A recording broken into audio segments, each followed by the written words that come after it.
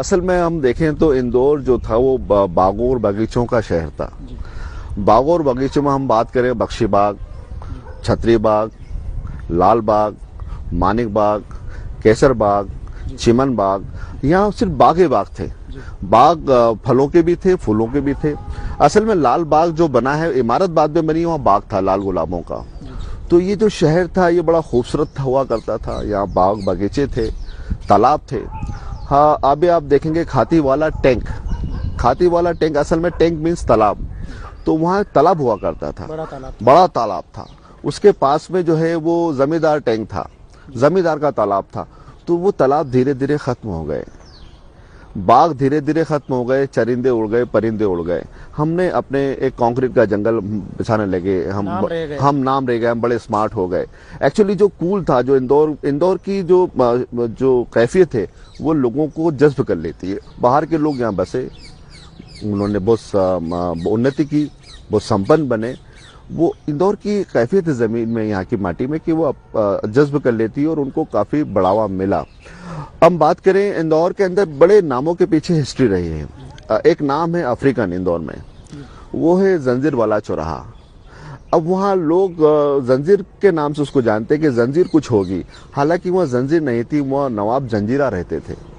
नवाब जंजीरा उस चौराहे के कोने पे रहते थे, तो उसका नाम जंजीर वाला चौराहा पड़ा।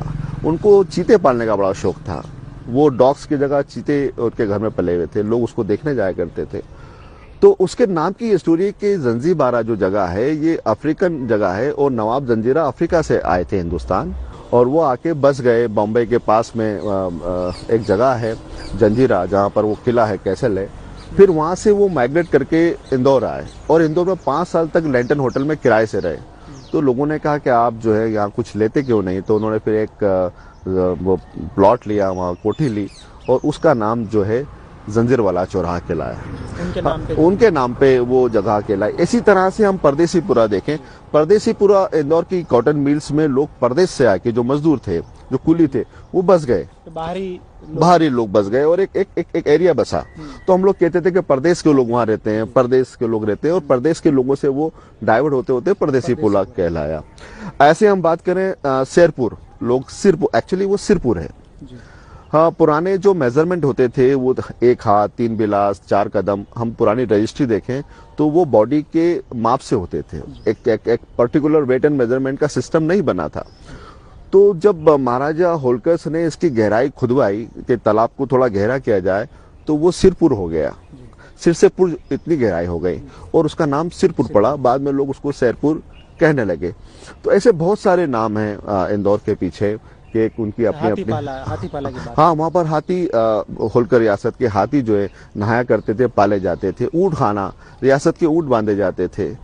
मोती बंगला, मोती एक शिवाजीराव का एक बहुत खूबसूरत घोड़ा था, उसका नाम था। तो इसी तरह से इंदौर के नामों की हिस्ट्री। अब आप देखेंगे इंदौर में है जाति विशेष के नाम से मोहल्ले हैं, पारसी मोहल्ला, सिख मोहल्ला, मराठी मोहल्ला, ऐसे बहुत सारे नाम हैं जो समुदाय के नाम से बसे हैं। हाँ, इंदौर में एक जगह है जूना रिसाला। अब रिसाला का मीन्स होता है फौज का, जो महाराजा होलकर की फौज रहती थी एक रिसाले पे। जूना रिसाले से नए रिसाले की तरफ शिफ्ट हो गई, तो वो जूना हो गया, और नया रिसाला जो है सदर बाजार बना। तो इस तरह से इंदौर के नामों के पीछे बहुत लंबे। अब कुछ नाम ऐसे हैं जो महाराजा होलकर के परिवार से हैं। मनोरमागंज, महाराजा यशवंतराव होलकर की बहन थी। तुकुजराव थर्ड की पहली पत्नी जो थी चंद्रवती माँ साहब, उनकी लड़की थी, उनके नाम से रखा गया। तुकुजराव थर्ड की जो सेकंड वाइफ थी इंदिराबाई, उनकी जो साहबजादी थी उनका नाम था स्नेहलता, तो उनके नाम से स्नेहलतागंज रखा गया। महाराजा यशवंतराव होलकर की जो प्रथम पत्नी थी संयुक्ता राजे, उनके नाम से संयुक्तागंज बसा। तो इस तरह से नामों के पीछे इंदौर में जो गंज हैं, यशवंतगंज,